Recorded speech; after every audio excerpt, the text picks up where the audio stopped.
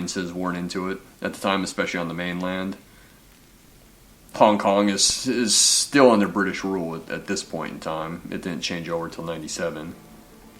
But eventually, the movie starts making a profit, earns, 18.3 million, at least in Hong Kong dollars, at the box office. I think it's the 9th biggest film of the year in China that year. As you said, it has a strong showing at the Hong Kong Film Awards. Nominated for 6. Those 6 were Best Picture, Best Director, Best Supporting Actor, Best Screenplay, Best Editing, Best Cinematography. And it wins for Director and Editing, rightfully so. It is super popular around Asia.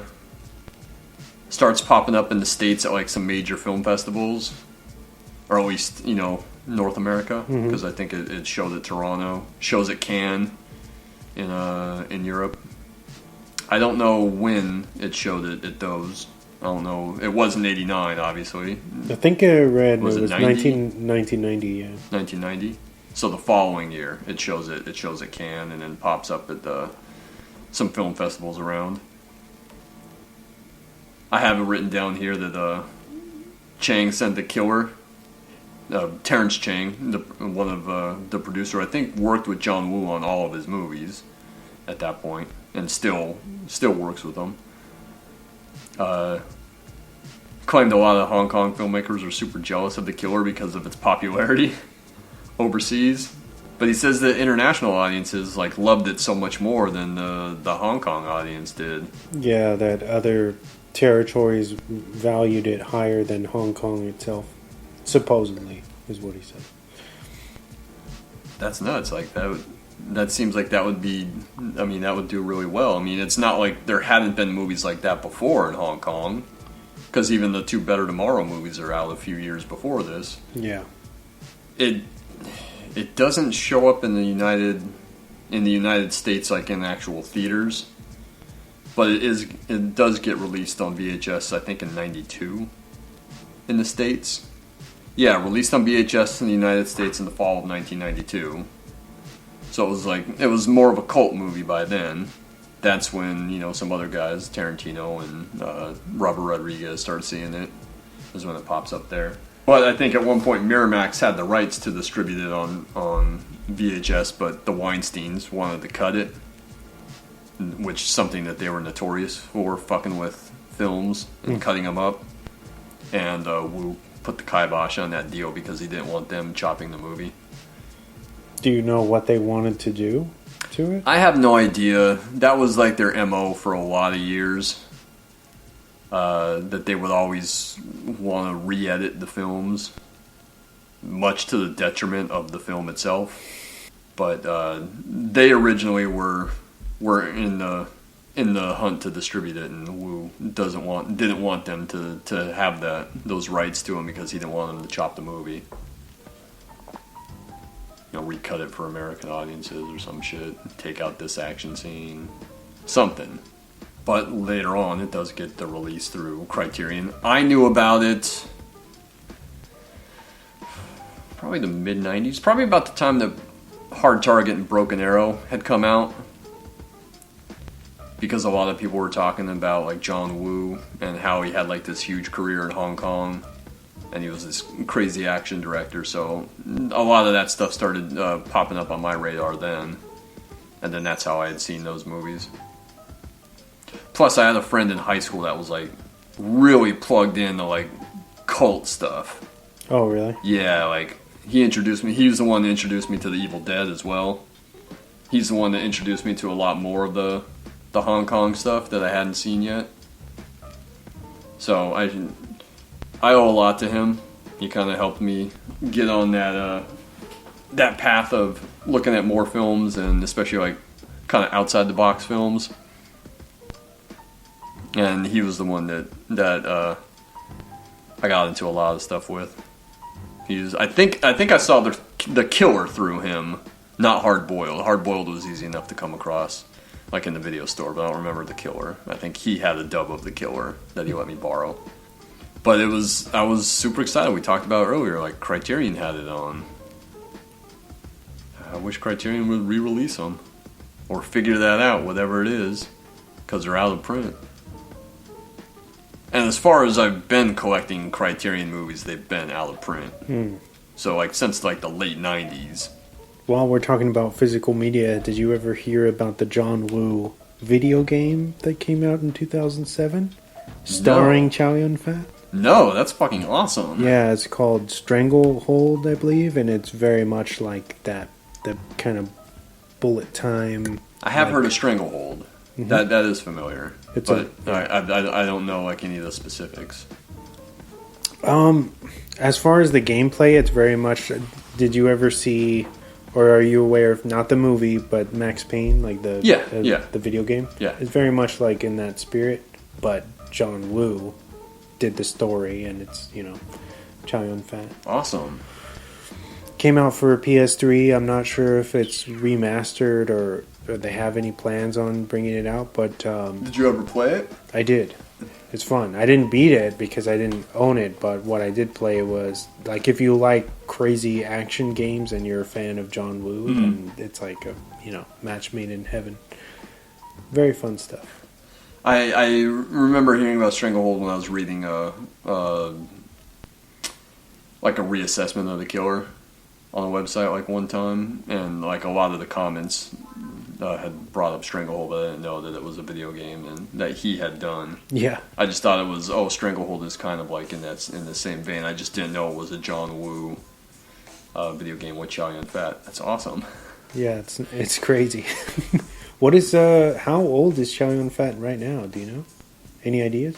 He's got to be in his 60s, maybe. Because he was around in Hong Kong for a long time. He's maybe in his 30s when these movies are made. He's probably late 20s, maybe early 30s when he does A Better Tomorrow. 66. Oh, he's 66 now. He wasn't born. When was he born?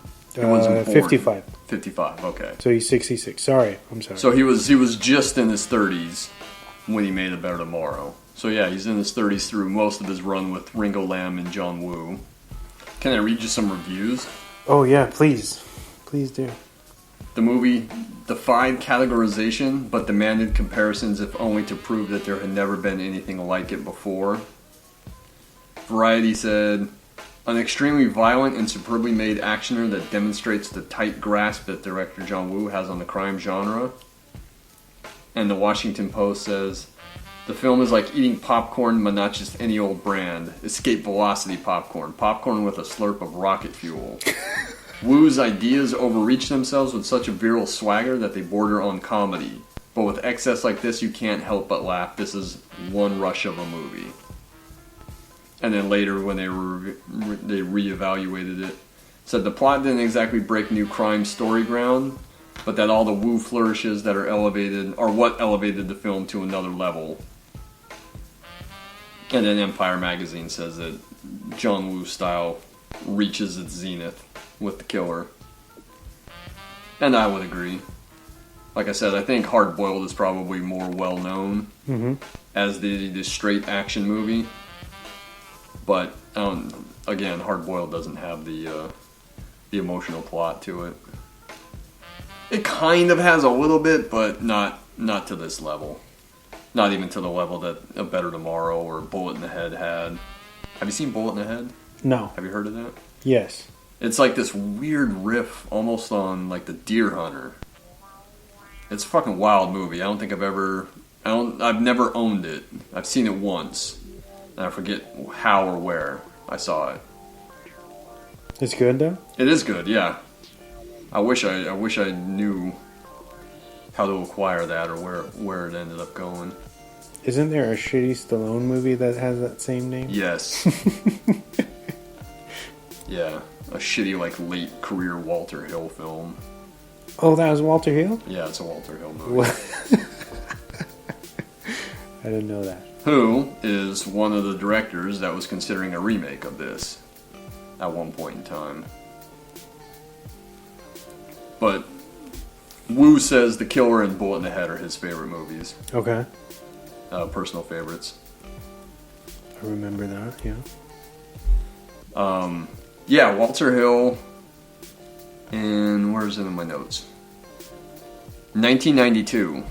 Walter Hill and his producer and writing partner David Giler wrote a script as for an American remake of The Killer. Hill was intending to direct it. They had written it for Richard Gere and Denzel Washington. I think with Denzel Washington in the Chow Yun-Fat role. Okay. If I'm not mistaken. That was planned. Nothing ever happened. At one point, they were worried that American audiences would like pick up like on the homoerotic vibes in it, and they weren't going to like it because American audiences always seem to have a problem. They're like worried about that. So at one point, I think Terrence Chang had suggested casting Michelle Yeoh as the Inspector Lee role, just so that there wouldn't be any confusion. God forbid. But nothing ever happened with that. The following year, I have it down here that Jim Cash and Jack Epps Jr., who wrote Top Gun and Dick Tracy, were hired by TriStar to do a remake of The Killer, or to write a remake of The Killer. Their screenplay featured a Caucasian hitman living in Hong Kong, and the focus of the central relationship was changed to the hitman and the nightclub singer, which is there in the John Woo movie, but it's very much arguably more so the relationship between Ha Zhang and Inspector Lee that gets more screen time. Yeah. But I never picked up on like super homoerotic vibes off of it, but maybe that's what I was reading. That's because I'm super enlightened. Yeah, in my research, I was like, no. I think that Lee is just super fascinated that this guy has like such compassion for others, despite what he does for a living. He has the code. Yeah. So it's I don't know. I think it's more of a. I don't think it's like a sexual nature, and it doesn't necessarily pick up like that. At least for me on film, but I mean, film is, you can interpret it however you want. It doesn't matter, but to try to say that as a negative is ridiculous. Yeah. Whatever. Yet again, in 2007, another remake on the horizon. This time from a Korean-American director, John H. Lee. His version was going to be produced by John Woo and written by Josh Campbell, who wrote 10 Cloverfield Lane. That was supposed to take place in Los Angeles. They were going to shoot it in 3D, which, lame. And then apparently that movie lingered in development for so long that Lee just ended up moving on this other shit. Just because a movie is shot in 3D doesn't mean it can't be good, because Dredd did the same thing, and that movie rules. Well, I'm not saying that all 3D movies suck. You know how much I love Hugo. That's true. You know how much I love Gravity. Yeah. They were awesome, but like... That's because they weren't necessarily trying to use a 3D as the gimmick, like... Yeah. Like the way that Texas Chainsaw did, or whatever, which is a shitty movie, too, but... I understand where you're coming from. I'm just saying there are some good movies that use 3D. That's possible.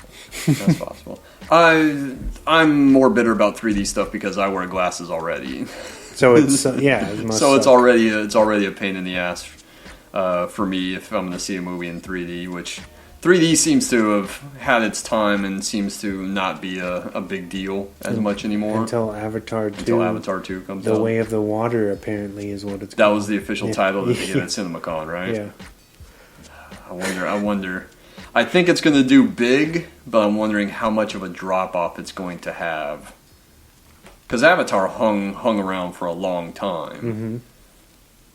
But I think because it's been so long, and I think a lot of people who gave a shit about Avatar don't really give a shit anymore. Because it's when that movie came out, when Inception came out, which is what, 2010? Even before that.